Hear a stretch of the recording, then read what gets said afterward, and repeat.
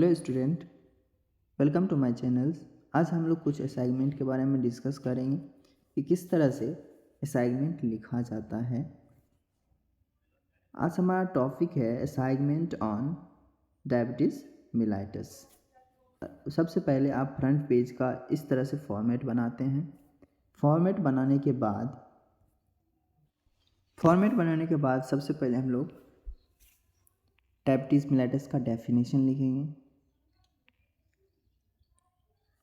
फिर डेफिनेशन के अंदर हो सकता है एक डेफिनेशन या आप चाहें तो 2 डेफिनेशन भी लिख सकते हैं। उसके बाद टाइप ऑफ डायबिटीज़ मेलाइटस लिखेंगे। फिर टाइप 1, टाइप 2 और गेस्टेशनल डायबिटीज़ मेलाइटस। तो 3 टाइप्स होते हैं, 3 टाइप्स होते हैं डायबिटीज़ मेलाइटस के। उसके बाद एक एक करके क्या करेंगे उसको डिस्कस करेंगे। एक सबसे पहले टाइप 1 डायबिटीज़ मेलाइटस के बारे में लिखेंगे डिटेल में। उसके बाद उसका इटियोलॉजी के बाद आता है क्लिनिकल मैनिफेस्टेशंस, जैसे कि बॉडी वेट लॉस होता है, मसल्स वेस्टिंग होता है, loss of subcutaneous fat, ketoacidosis, polydipsia और पॉलीफेजिया, ये सब क्लिनिकल मैनिफेस्टेशंस हैं। उसके बाद हम लोग पैथोफिजियोलॉजी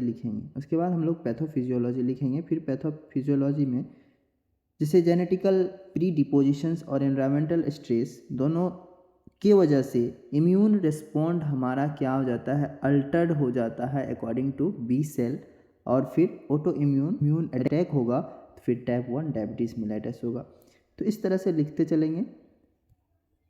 फिर आएगा टाइप 2 डायबिटीज़ मेलाइटस। फिर उसके बारे में डिटेल हम लोग लिखेंगे। फिर उसका इटियोलॉजी, फिर क्लिनिकल मैनिफेस्टेशन, फिर पैथोफिजियोलॉजी। उसके बाद 3rd नंबर का आता है गेस्टेशनल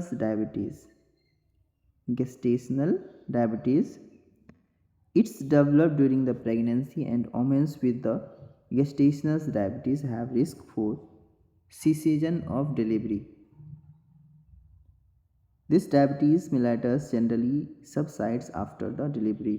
ये महिलाएं में होने का चांस ज़्यादा होता है। उसके बाद केयर ड्यूरिंग द प्रेगनेंसी। अब किस तरह का केयर प्रोवाइड करेंगे हम जब गेस्टेशनल डायबिटीज़ का कंडीशंस होगा। फिर उसका इटियोलॉजी लिखेंगे हम लोग। इटियोलॉजी लिखने के बाद फिर उसका पैथोफिजियोलॉजी में क्या क्या आता है हम लोग उसको अच्छे से लिखेंगे। फिर उसका कॉम्प्लिकेशंस ऑफ डायबिटीज़ मेलाइटस। अब डायबिटीज़ मेलाइटस का क्या क्या कॉम्प्लिकेशंस हो सकते हैं, तो लास्ट में हम लोग कॉम्प्लिकेशन को इंडिकेट करेंगे। सबसे पहला किडनी डिजीज़, जो ये नेफ्रोपैथी है। अब नेफ्रोपैथी में कौन कौन सा कंडीशंस आते हैं। फिर उसके बाद न्यूरोपैथी होता है। दूसरा कॉम्प्लिकेशन क्या है, न्यूरोपैथी होता है, उसके अंदर क्या क्या आता है उसको लिखेंगे। उसके बाद 3rd में रेटिनोपैथी। 3rd कॉम्प्लिकेशंस क्या है, रेटिनोपैथी, और उसके अंदर क्या क्या आता है उनको भी क्या करेंगे हम लोग लिखेंगे।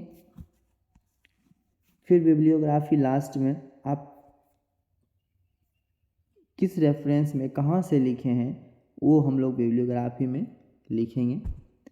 चाहे आप इंटरनेट का यूज़ किए तो इंटरनेट का जो वेबसाइट से है वहाँ से लिखे हैं उनको यहाँ पे आप दर्शाइए, या आप जो बुक से लिखे हैं उसको भी यहाँ दर्शाइए। Thank you.